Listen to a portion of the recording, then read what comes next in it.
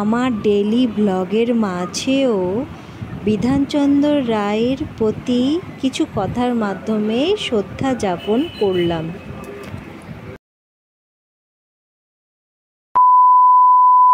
Good morning, সুপ্রভাত। Raveena Mukherjee blog চ্যানেলে অনেক স্বাগত। এখন বাজে 6:30 আর আমার ব্লগটা তোমাদের সাথে নিয়ে সঙ্গে নিয়ে শুরু করলাম। আশা করি তোমরা সকলে ভালো আছো আর আমিও ভালো আছি। তো তাহলে আমার ব্লগটা শুরু করছি। এক গ্লাস জল খেয়ে আমার রেগুলার যা ব্লগ করি আর আমার রেগুলার জীবনে যেসব কাজকর্ম থাকে সেটাই যেমন শেয়ার করি, তো সেই দিয়ে আজকের ব্লগটা স্টার্ট করলাম।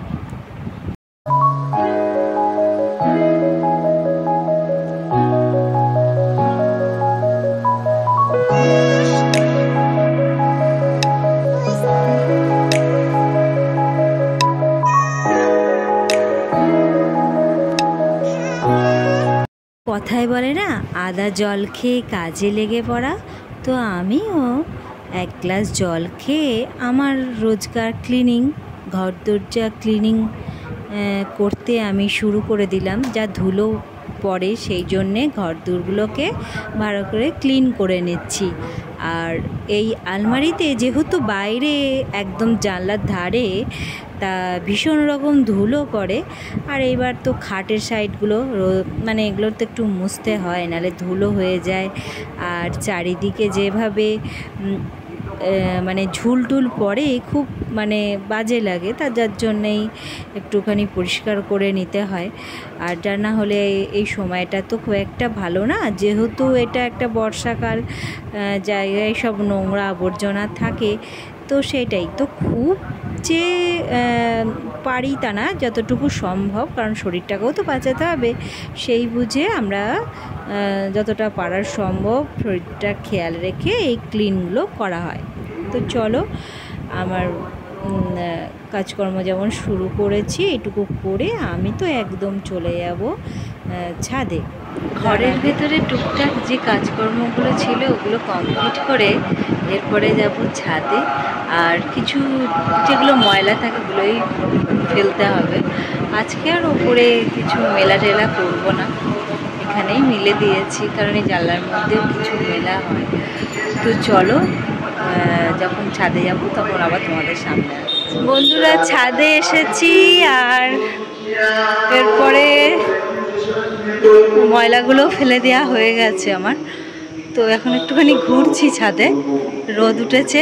আজকে জলখাবার বানানোর কোনো তাড়া নেই, কারণ আজ বাইরে থেকে কিছু খাওয়ার চান্স আছে, খাওয়া হওয়ার না। তো চলো, দেখতে থাকো ব্লগটা।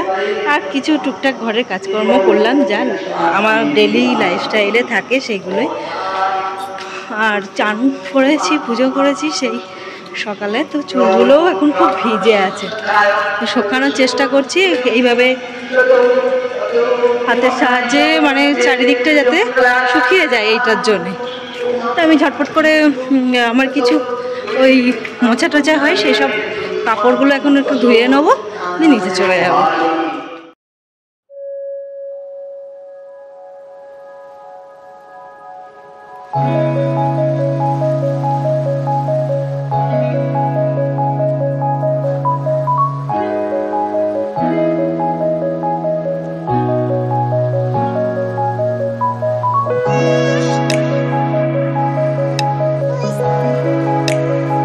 ব্রেকফাস্ট এটাই ছিল, কিছুই বলতে গেলে রান্না করছি না। এই 4-5 রকমের সবজি দিয়ে একটা তরকারি করব, ব্যাস। এইটাই আজকে দুপুরের লাঞ্চ। আর যেহেতু আজকে ভেজ খাই, আর যেহেতু টুইসডে ভেজ খাওয়া হয়, সেক্ষেত্রে এটাই হবে। বেগুন, পটল, আলু, বরবটি এইসব দিয়েই, আর আলু দিয়ে একটা ভেজ সবজি হবে, ব্যাস। আর কিছুই না। তাও এটা মোটামুটি সবাই আমরা করে থাকি, আর আমি যেভাবে করছি আজকে জাস্ট, যেহেতু রান্না সেভাবে আজকে শেয়ার করলাম না, তাই রান্নাটা একটুখানি জাস্ট শেয়ার করব। অন্য সময় তো অন্য রান্না যখন আমি ব্রেকফাস্ট বানাই সব রান্নাবান্না শেয়ার করি, তো সেটা যেহেতু আজকে তো কিনে খাওয়া হয়েছে তার জন্যে আজ ভাবলাম যে জাস্ট এই তরকারিটা করছি, এইটা একটু শেয়ার করব। তো আমি ভালো করে আলুগুলোকে ধুয়ে নিচ্ছি। এইভাবে ধোয়ার পরও আরেকবার ক্লিন করে ধুতে হবে, আর এইভাবে একবার ধুয়ে নেওয়ার পর মাটি টাটি থাকে তবুও, তো সেগুলো ধুয়ে নেওয়া হচ্ছে।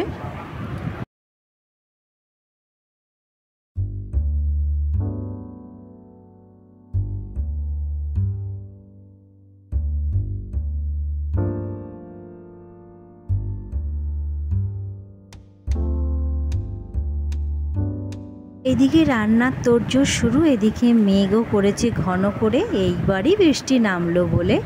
তো আমি এবার রান্নাটা জাস্ট শুরু করছি। আর এদিকে আমার সব সবজিগুলো পরিষ্কার করে ধোয়া কমপ্লিট, আর কড়াইয়ে এবার একটুখানি এই তেলটা দেয়া হয়ে গেল। আর এটা তো আমি সাধারণত সাদা তেলেই করি, তো যাই হোক 5 ফোড়ন দিয়ে শুকনো লঙ্কা, এটা একদমই নিরামিষ, প্লাস হচ্ছে এতে কোনো তেল মশলা সেরকম মানে তেলটা যতটুকু দরকার সেটুকু, কারণ সেই রকম যে রিচ নয়।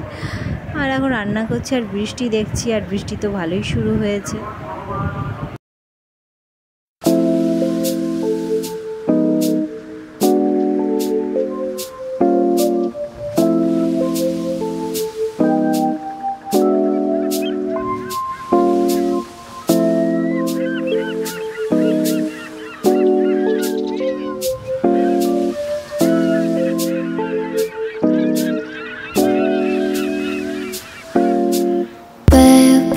지금 우린 함께 할 수 있을까 baby।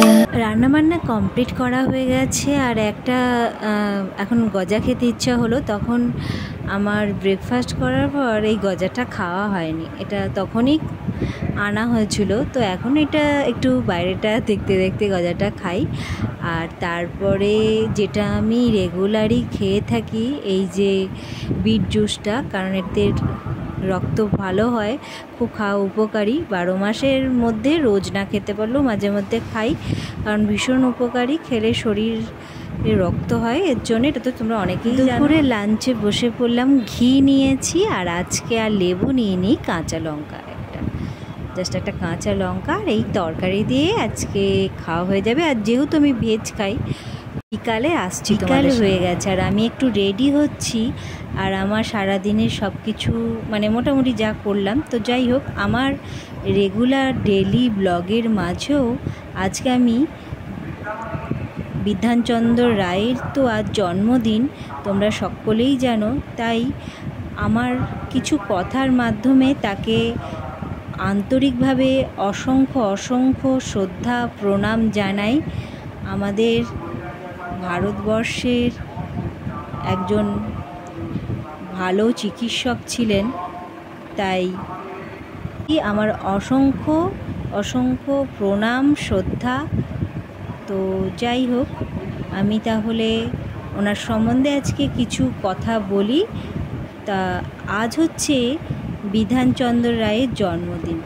তিনি ছিলেন পশ্চিমবঙ্গের এবং ভারতের প্রাক্তন মুখ্যমন্ত্রী, বিখ্যাত চিকিৎসক। প্রতি বছরই 1 জুলাই তার জন্মদিন এবং তার এই একই ডেটে মৃত্যু দিবস পালিত হয়। তার জন্ম 1948 সালে আর মৃত্যু 1962 সালে। তিনি আজকের দিনে তার জন্মদিন হিসাবে আজকের দিনটাকে ডাক্তার দিবস হিসাবেও পালন করা হয়। 1961 সালে তাকে ভারতরত্ন সম্মান দেয়া হয়, তিনি লাভ করেন। তিনি আমাদের কল্যাণী যে প্রাণের শহর, তিনি সেটা নির্মাণ করেন, তখন তিনি মুখ্যমন্ত্রী ছিলেন। তাছাড়া তিনি বলে আজকে আমার ওনার প্রতি আন্তরিক শ্রদ্ধা সম্মান জানিয়ে আমার যা কিছু কথা ওনার উদ্দেশ্যে করে জানালাম। তো এটাই আজকে বলার ছিল। আর তার মাঝে আমিও রেডি হয়ে নিচ্ছি, আর এই লিপস্টিক দিয়েই সব কিছু কাজ চালানো। তো যাই হোক, রেডি হয়ে নিয়ে বিকালবেলায় একটু বেরোবো, এর জন্যেই। তো ওনার প্রতি অসম্ভব শ্রদ্ধা। সে তো উনি একজন চিকিৎসক বলে কথা, আর আমাদের ঈশ্বরের পরেই তো যিনি হচ্ছেন আমাদের চিকিৎসকরা। আমাদের শরীর টরীর খারাপ করলে চিকিৎসক ছাড়া তো আমাদের একদমই উপায় নেই চলার সেই ক্ষেত্রে। আর বিধানচন্দ্র রায় তো ছিলেন একজন সুচিকিৎসক, সেই জন্যেই আরও তিনার প্রতি অসম্ভব শ্রদ্ধা আর যাপন করি। তো এই বলে আজকে আমার কিছু কথাও শেষ করলাম ওনার সম্পর্কে করছি। সকলে ভালো থেকো, সুস্থ থেকো। তো আজকের মতো টাটা, আবার নেক্সট ব্লগে দেখা হচ্ছে।